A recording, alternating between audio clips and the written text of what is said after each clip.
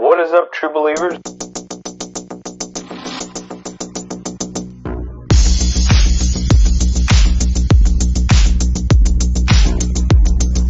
The eternal truth. The eternal truth. The eternal truth.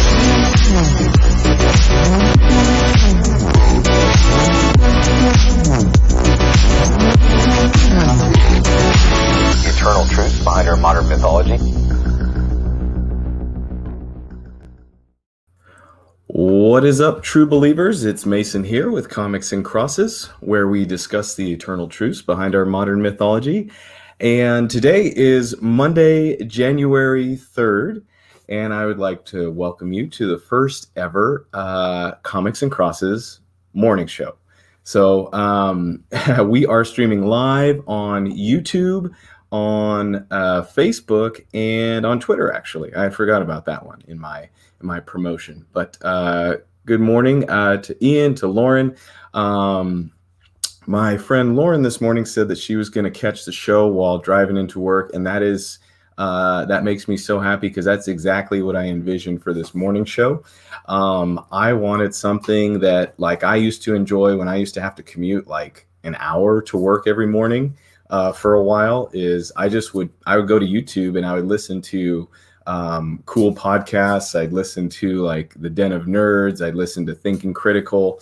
I'd listen to these different people talking about stuff that I enjoyed, and and it made the time pass, and it just kept my mind busy, and it was just cool to just hear about stuff that mattered to me. So for those of you who don't know, I am Mason, and what I've done with my channel is I have used it to talk about the eternal truths behind our modern mythology. So as I would put it, that's how I would put it. And so the reason I decided to do a morning show is just because, it's funny. I come from a video production background, but I've realized that it's better to just, not better, but it's nice sometimes to just connect with people. So, so it's nice to just get this stuff out there, to be able to talk, be able to share my thoughts. And so this show is going to be talking about, latest comic book news, movie news, things like that, things that are going on. It's going to be used to share some of my Christian perspective reviews that I had done, as individual videos. And actually, this is kind of going to be the main source for a lot of the content that I'm going to release on my channel is going to come from this show. So I think that's a good arrangement. I hope that you do too. Thank you for anybody tuning in right now, and for all of you who will see this show later, replaying it on YouTube and so on, Facebook, whatever.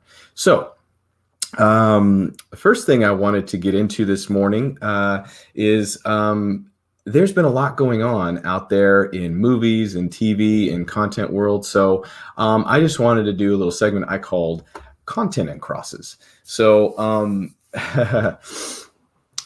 so there is, I hope by now it's okay to do spoilers regarding No Way Home. I guess you can holler at me in the chat if it's not. What's up, Chillmonger? Hey, good to have you here, buddy.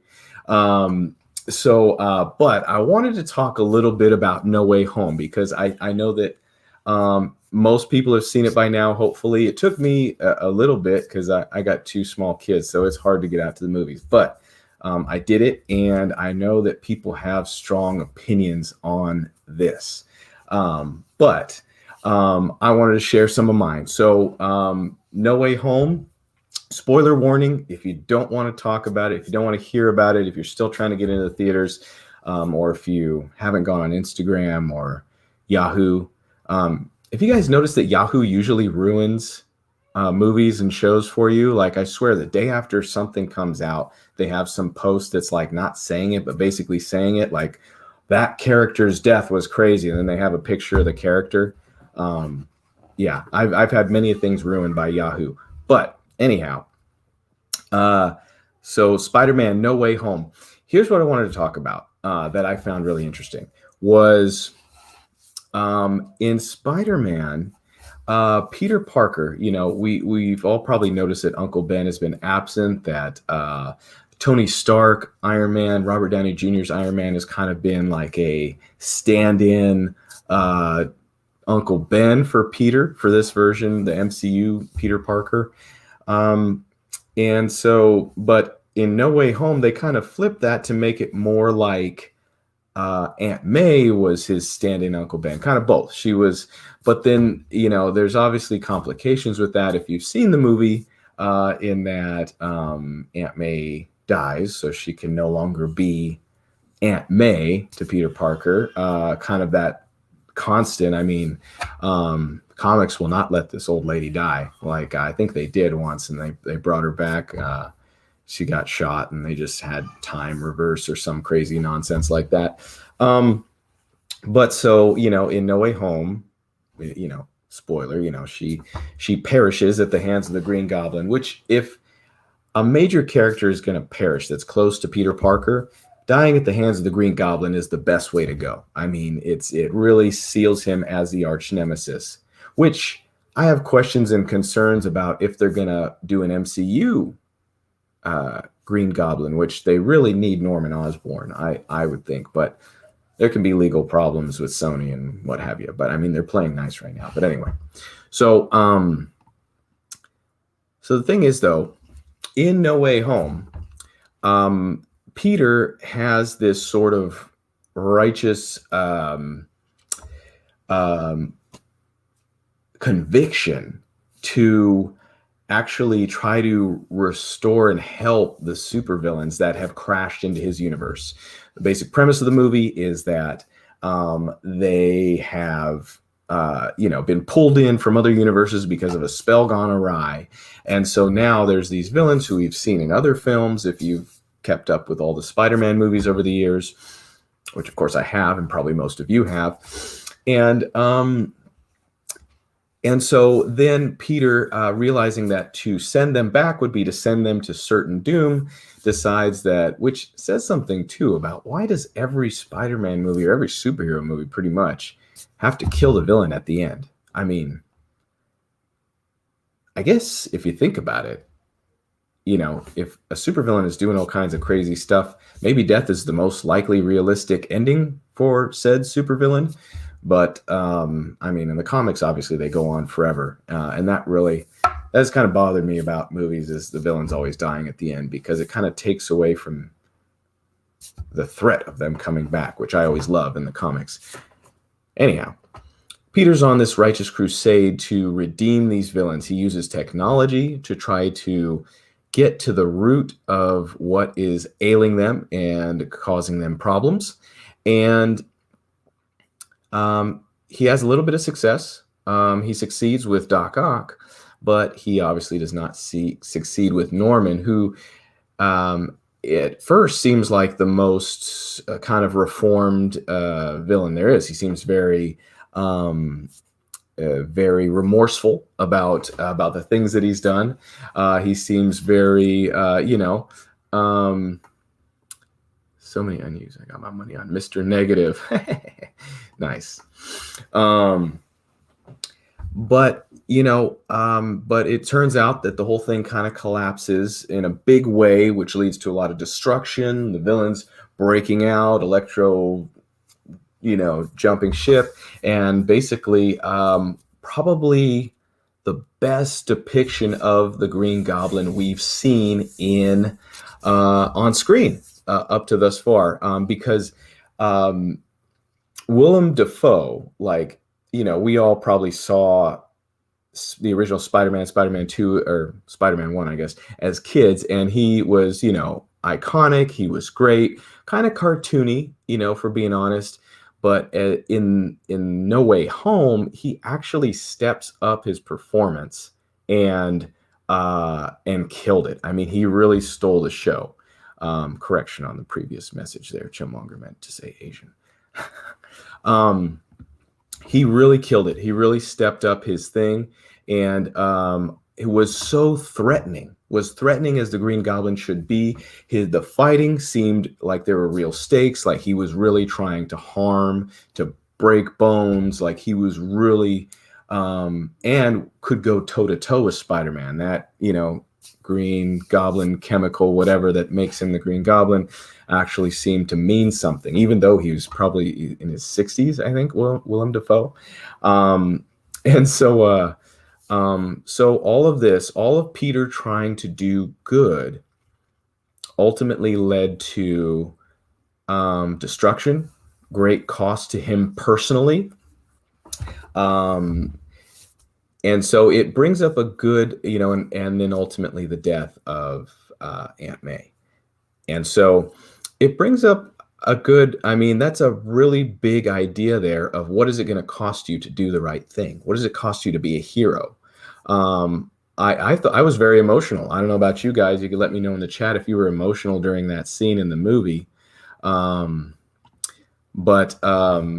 it was a very, I think because Peter cared so much, it was weighty. It was emotionally weighty and powerful to see him really believe in a second chance for these villains, and then to have that shoved in his face and really destroyed. For him to have hope, and then for that hope to be crushed in such a profound way, for it to cost him probably the closest, dearest person to him in his life. There's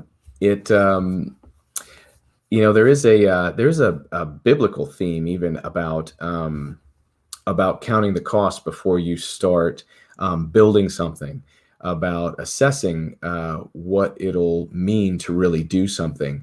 And I think a lot of times it's kind of great that, it was pretty heartbreaking. They're getting some great feedback on this experience in this movie. It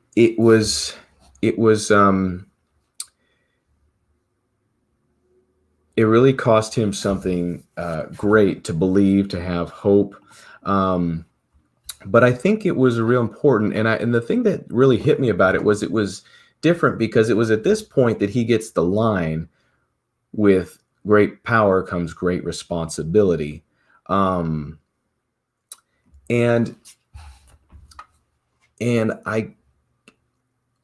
What struck me about that is it came so late in MCU Tom Holland Spider-Man's journey. I wasn't necessarily like offended or too much of a comic book truist to say it was that Aunt May couldn't say it. I was fine with that, because you're seeing a multiverse of Spider-Man, a Spider-Verse, with one that had Mary Jane, one that had Gwen Stacy, maybe one that had no Uncle Ben but had an Aunt May who filled that role and gave him that line. That was fine with me.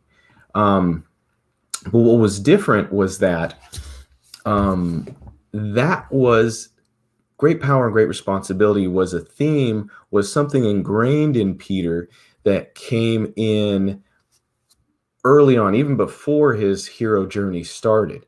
And was even learned by his lack of virtue causing Uncle Ben's death. Because if you remember, he didn't care to stop a criminal who, he had no reason to, who eventually went on to shoot Uncle Ben. And whereas in this case, he was trying to be virtuous, and it cost him greatly. I think there's a great, powerful, even biblical lesson in Tom Holland's No Way Home Spider-Man and what he was trying to do and learning the cost of it. But the original, with great power comes great responsibility lesson, was actually something that that Peter Parker had to take into circumstances that were bigger than him, that he had never experienced. So it was a very different thing. So honestly, I bring it up because I couldn't stop thinking about it, but I'm not even sure how I feel about it. What do you guys think? I mean, was it complete? Was it changing? It's the narrator who writes it. Oh, that's a great pull. All the way back to Amazing Fantasy 15. Chillmonger dropping some comic knowledge here. Thanks for tuning in, guys. Yeah, that's a good point. So even the idea of great power, great responsibility has evolved over time. It was not always a Uncle Ben thing. It was, and now it's a Aunt May thing. So there, we're experiencing, so but my question is, I'm wondering if the actual heart, what that message means has changed kind of in this No Way Home era kind of way that we understand it. Um, I don't feel it came late. I think it was great with the MCU is that all the Spidey movies up to this was his origin story. New Way Home. No Way Home is when he becomes Spider-Man. That's a good point, and I would agree with that. And we definitely saw that in him making his own suit and swinging into action. It kind of felt like the first 3 seasons of Daredevil on Netflix. How it felt like, this could almost all be an origin, and it's almost like now he can be Daredevil in a kind of weird way. It's like now he has his arch nemesis Bullseye, and then like in the end of season 3, I don't know if you guys remember, but he's sitting there with Foggy and Karen, and it almost felt like it was like starting, like they were going to go back to work together, and it was like reestablish this kind of status quo. And I almost felt like, okay, maybe maybe Karen will still get killed later by Bullseye, and because they kind of switched that whole thing where she was holding Matt instead of him holding her from that iconic image. So VORNGO, I don't know what that means, but Chillmonger says it's a good point. Wait, what? Okay, well, you guys will have to enlighten me. But anyway, just wanted to talk a bit about No Way Home, about that kind of moment and about that weight. I know it's something that, when you get into Spider-Man, who's loved by so many people and has such rich history, you're going to get a lot of different opinions and strong feelings towards it. But yeah, that is what's up, Cole's Comic Claims. Cole's Comic Claims. Yeah, Happy New Year's. Happy New Year's, bro. Good to have you here, too. And so we were just talking about No Way Home. We were doing a little something I called content and crosses. And you know what? I totally, this is my first time running a show. Okay. So I forgot to go over kind of my just intro, welcome, and philosophy a little bit. I got so excited to get right into it. But welcome, everybody. I really appreciate you being here. My name is Mason. And the reason I do this, the reason I do comics and crosses is actually in the pandemic when everything shut down, I started working at home, and I just thought, man, I just want to do a channel to reach out to people and just be as sincerely myself as I can be. So I obviously am a Christian, come from a Christian faith background. But ever since I was a kid, I couldn't help but look at stories and just see deep meaning, see like themes that really spoke to the human experience. Even if we're talking about Superman, if we're talking about, oh no, Cole hadn't seen it. Okay, well actually that worked out for him because he just missed all the spoilers. They basically undid the trilogy that made him Spider-Man. They took away MJ and his best friend knowing him, killed Aunt May, actually made him poor and living in a yeah. So like, if you don't care for this trilogy until the last film, it was really a win for you. Yeah, there was a lot of weird.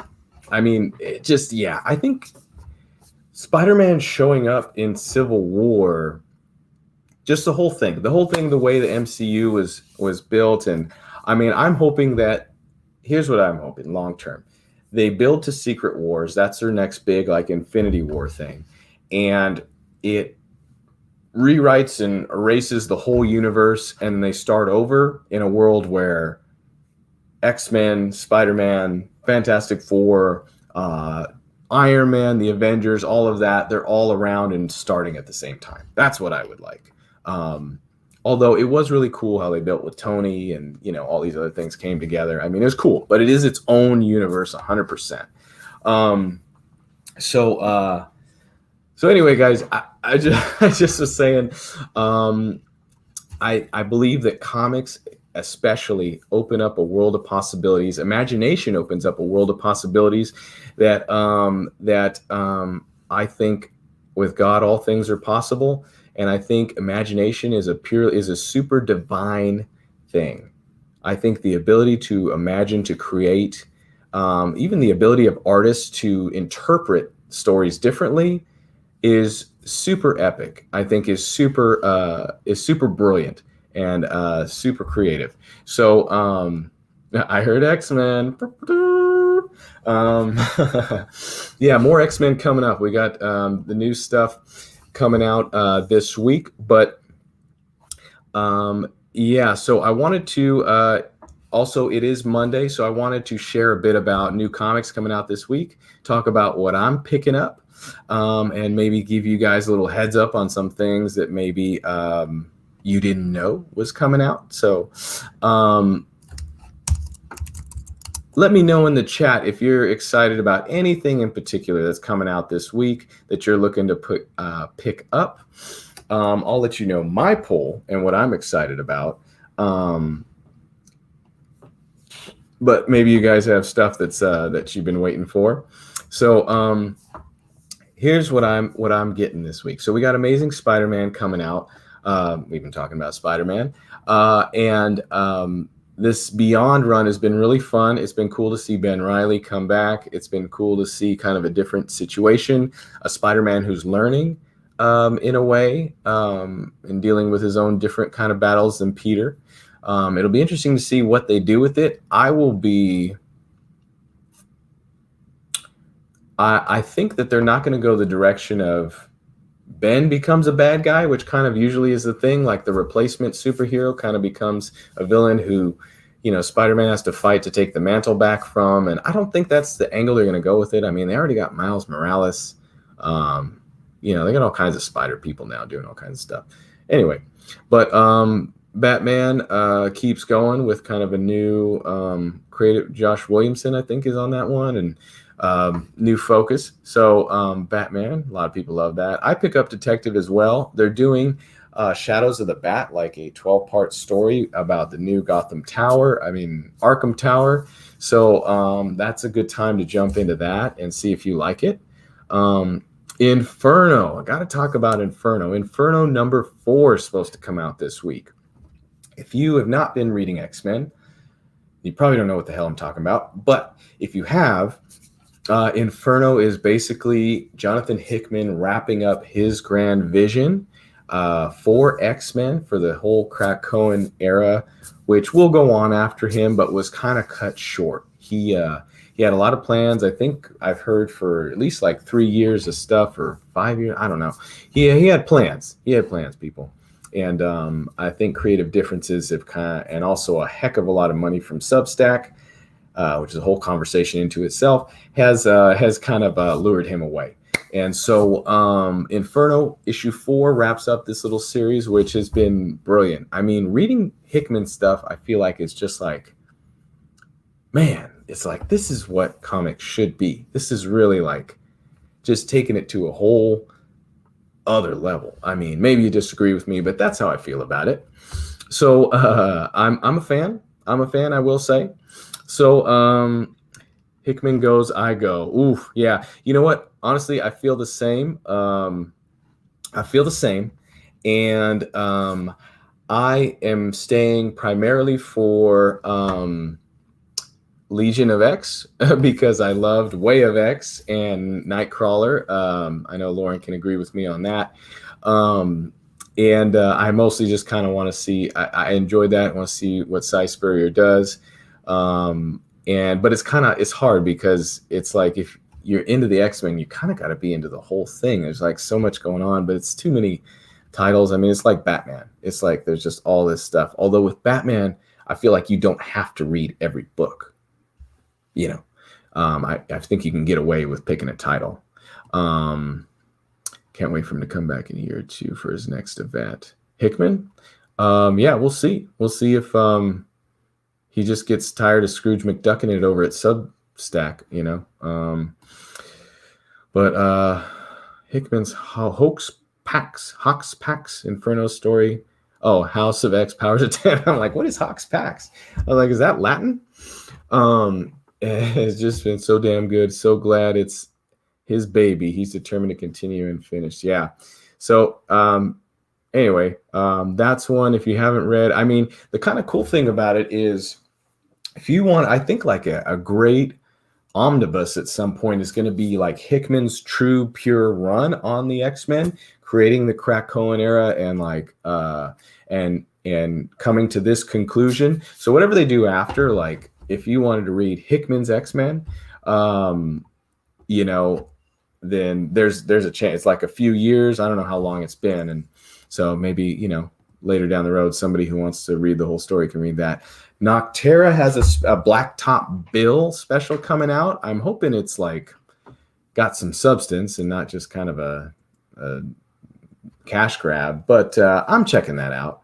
Not All Robots. Here's some of my indie titles that I really dig. Not All Robots has been a great series from AWA.